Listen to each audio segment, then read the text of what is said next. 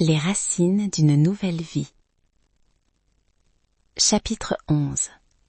Travailler dur, gagner beaucoup. Le temps passait. Mais pour Tom, chaque journée avait désormais un sens clair. À force de travail dans les fermes, il avait appris bien plus que planter ou récolter. Il comprenait le rythme des saisons, le comportement des sols, la valeur de l'organisation et de la prévoyance.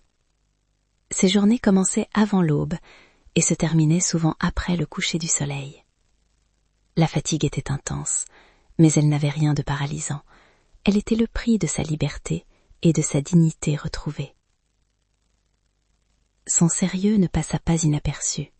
Les propriétaires le remarquèrent rapidement et commencèrent à lui confier plus de responsabilités. Gérer une petite équipe, planifier les cultures, acheter les outils et négocier avec les clients. Tom appliqua la discipline qu'il avait acquise dans ses années de solitude et au café. Chaque tâche était menée avec soin, réflexion et rigueur. Petit à petit, ses efforts commencèrent à rapporter. Les récoltes étaient meilleures, la ferme plus organisée, et les profits augmentaient. Tom se découvrit un talent pour gérer les affaires et optimiser le travail. L'argent, auparavant une nécessité, devint un indicateur de sa compétence et de sa constance. Mais ce qui comptait le plus, ce n'était pas seulement l'argent, c'était la reconnaissance silencieuse, celle des collègues, des propriétaires et même des clients. Chaque sourire ou merci valait plus que tous les mots qu'il avait reçus de son père. Il se sentait légitime, fort et capable. Un soir, alors qu'il comptait les gains de la semaine, il sourit à Maya. « Regarde ça, on peut même investir dans un nouveau terrain. » Elle le regarda avec admiration et un peu d'étonnement. « Tom, tu as vraiment changé? Ce n'est plus le garçon que j'ai rencontré au café. » Il répondit, pensif.